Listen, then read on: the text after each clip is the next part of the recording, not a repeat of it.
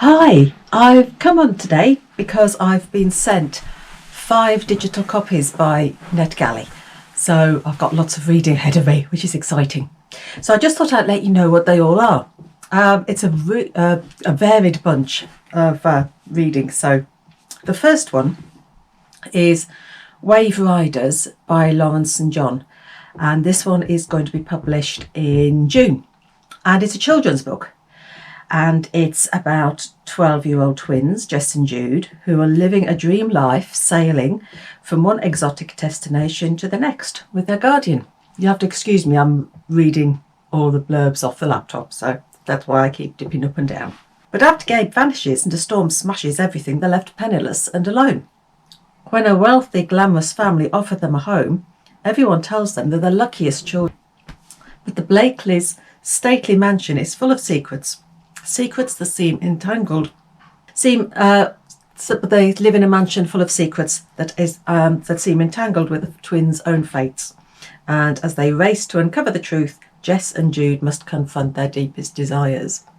Now, I've already started reading this one, and it's a good children's story. I'd say it's a children's story rather than a young adult one, but I've just started this one and I'm enjoying it, so it looks as though it's going to be a hit. The second one is also coming out in June, and it's The Maidens by Alice McLadies. I think that's how you pronounce it. Now, this one is all to do with, I'm not sure actually. It says it's a story of love and of grief and of what makes us who we are and what makes us kill. For Mariana Andros, a group therapist struggling through her private grief, it's where she met her husband. And this is St Christopher's College in Cambridge. So this must be where she met her husband. Sorry, I'm skipping up and down here. For her niece Zoe, it's the tragic scene of her best friend's murder. As memory and mystery entangle Mariana, she finds a society full of secrets which has been shocked to the core by the murder of one of its own. Because behind its idyllic beauty is a web of jealousy and rage which emanates from an exclusive set of students known only as the Maidens, a group under the sinister influence of the enigmatic Professor Edward Fosker. A man who seems to know more than anyone about the murders and the victims, and the man who will become the prime suspect in Mariana's investigation, an obsession which will unravel everything. So that's the second one I've been sent to read. Another one coming out in June is the new one by Lionel Shriver. And this one sounds intriguing. It's called Should We Stay or Should We Go? And it's the story of a couple, Kay and Cyril, and when Kay's father dies, she can't cry because for the past 10 years Alzheimer's has eroded this very educated man, and she feels almost guilt that the passing of her father should come as a relief. Both healthy, vital medical professionals in their early 50s, Kay and her husband Cyril have seen far too many of their elderly NHS patients in similar states of decay.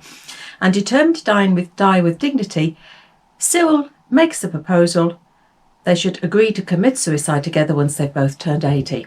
And when the deal is sealed in 1991, they look forward to another 3 decades together.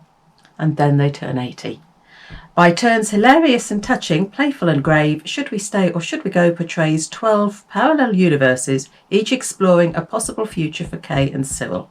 So that sounds quite interesting. So that's number 3. The next one, when's this one? This one's being published in July, and is The 22 Murders of Madison May by Max Barry. And this one is about a young estate agent, Madison May, and she's shocked when a client at an open house says these words to her: "I love you in every world." The man, a stranger, seems to know far too much about her and professes his love shortly before he murders her. Felicity Staples hates reporting on murders. As a journalist for a mid-sized New York City newspaper, she knows she must take on the assignment, research Madison May's shocking murder. But the crime scene's random and the suspect is in the wind.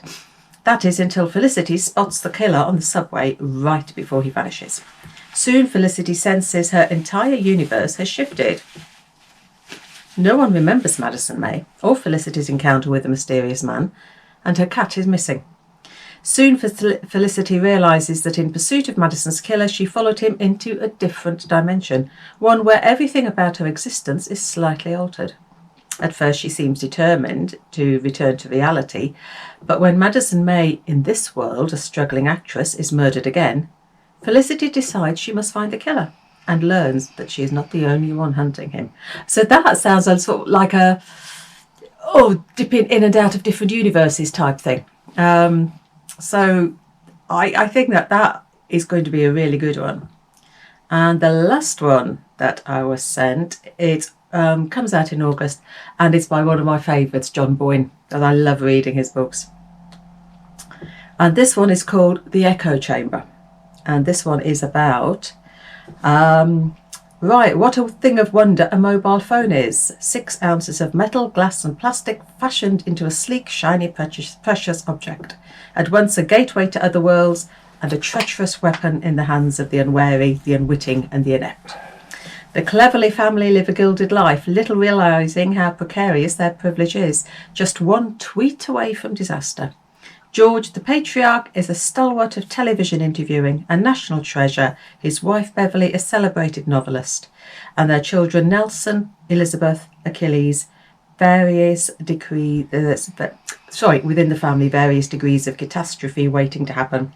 Together they go on a journey of discovery through the Hogarthian jungle of the modern living, where past presumptions count for nothing and carefully curated reputations can be destroyed in an instant. So it's powered by John Boyne's characteristic humour and razor-sharp observation, and it's a satiric, helter-skelter, dizzying downward spiral of action and consequence, poised somewhere between farce, absurdity and oblivion. To err may be human, but to really foul things up, you only need a phone. So I do love John Boyne's writing, so again, that looks one that I'm going to enjoy. So those are the 5 Netgalleys that I've been sent, and as I click my way through them, with my little finger scrolling on my Kindle, I'll come back and let you know what they're all about. So take care, happy reading, and bye.